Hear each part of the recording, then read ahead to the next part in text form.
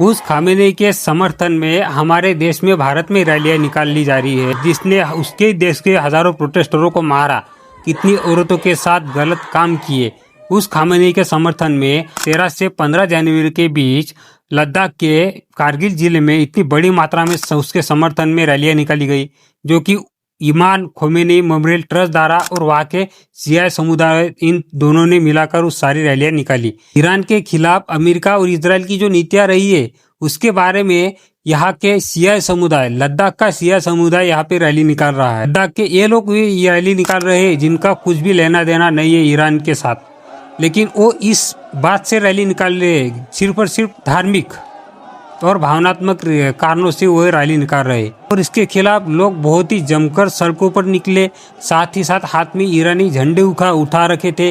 Khamenei is another Khomeini नारे लगा रहे थे, डेट टू अमेरिका, इजराइल, ऐसे नारे भी लगा रहे थे।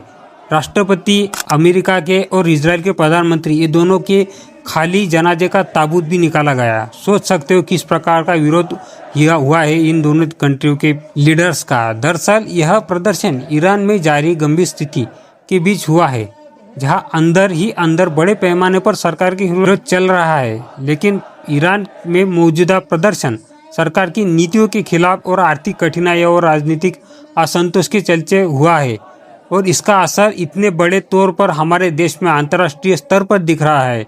कारगिल जैसे इतने छोटे क्षेत्र में शिया समुदाय के लोग धार्मिक भावना का रूप में ईरान के राजनीतिक नेतृत्व के साथ जुड़ा महसूस कर रहे हैं।